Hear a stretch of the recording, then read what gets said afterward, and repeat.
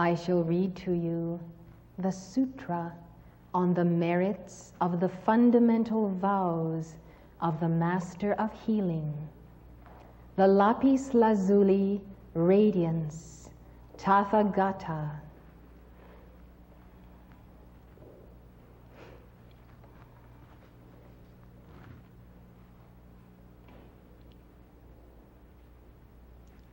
We have been sharing the dictations and lectures of the Emerald Matrix in this winter season, released for you so that you may put on the mantle of the Buddha as the Master of Healing.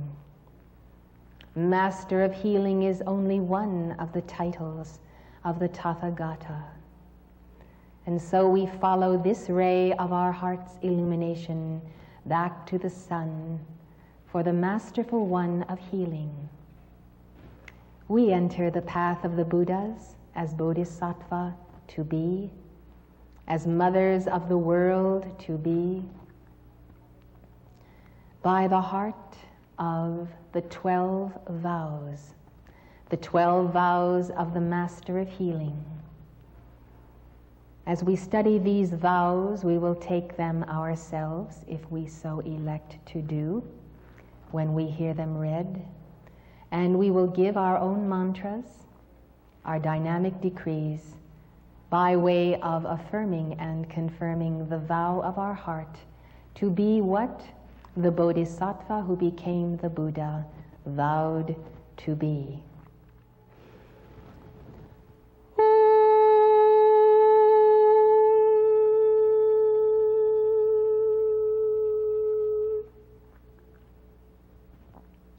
Homage to the Omniscient One. Homage to the Lord Master of Healing, the lapis lazuli radiance, King Tathagata. Thus have I heard, once when the Lord was traveling through the various states to teach and transform the inhabitants. He arrived at Vaisali. There he dwelt at the base of a tree from which music resounded, the base of the tree of life, the individual I Am Presence. And the music that resounded, the music of the Great Spirit of our own keynote. Together with him was a great assembly of monks, totaling 8,000. 36,000 Bodhisattva Mahasattvas were there. And the king of the state, his great ministers, Brahmins, learned laymen, Devas, Nagas, Yaksas, and beings human and non-human also were in attendance. This immeasurably large assembly respectfully gathered around the Buddha, and he then expounded his teaching to them. The Dharma Prince, Manjusri, receiving through inspiration the Buddha's sublime spiritual force, arose from his seat, bared his shoulder on one side, and knelt with his right knee on the ground. Bowing down towards the Lord and clasping his hands together, Manjusri addressed him and said, "O Lord, I sincerely wish that you expound upon the forms and varieties of all the Buddhas, the Buddha's names, and on the rare merits of their fundamental great vows, made when they first set out on the Bodhisattva path. All who hear this will be caused to be purified of their karmic fetters, so that they may confer benefits and joy to all the sentient beings in the age of the replica teachings, when form rather than content remains of spiritual teachings." This age of the replica teachings is the age we are in, when the form remains but the content is lost. And so the Bodhisattvas are the ones who come with a great vision that our beloved Lord Lanto had, of bearing such a bright flame in his heart that the yellow fire might be seen by his disciples. This intense fire then will restore the content to the spiritual teaching, and the content, of course, is the manifest Word incarnate. The Lord then praised the youth Manjusri, and he said, "Excellent, excellent Manjusri, you have implored me with your great compassion to expound on all the Buddha's names and the merits of their fundamental vows, in order to tear off the karmic fetters which bind sentient beings, and to benefit, enrich, and bring peace and joy to all sentient beings in the period of the replica teachings. You should listen now with utmost care and consider well what I shall tell you."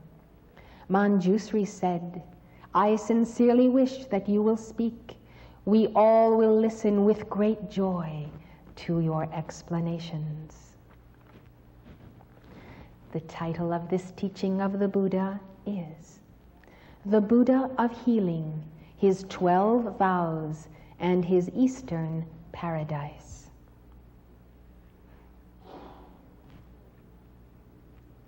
The Buddha told Manjusri, "If you go eastward beyond as many Buddha fields as there are 10 times the number of grains of sand in the Ganges River, you will find a realm known as pure lapis lazuli. The Buddha there is known as Master of Healing, the lapis lazuli radiance Tathagata, Arhat, perfectly enlightened one, perfect in mind and deed, well gone, he who knows the world, unsurpassed being, tamer of the passions, teacher of devas and men, Buddha and Lord." Manjusri, when that Buddha, Lord Master of Healing, the lapis lazuli radiance Tathagata, first set out on the Bodhisattva path, he made 12 vows to enable all sentient beings to obtain that which they seek. The first great vow, understandably by the message of Mother Mary to us concerning the cosmic clock, we would place these vows on the circle of 12 as we understand it. And so the first vow is given on the 12 o'clock line of the great divine director, God Power. "I vow that when I attain the unexcelled complete enlightenment in a future age, a radiant light will blaze forth from my body. It will brilliantly illumine limitless, countless, boundless realms. This body will be excellently adorned with the 32 marks of the great man and the 80 secondary marks. I will cause all sentient beings to wholly resemble me." This me is the image of Buddha, the image of the light and the threefold flame within the heart. As we consider this vow made on the line of the crown chakra and the shining of the light, we take "I am light" by Kuthumi to confirm our vow. 7.10a. Let us give the Om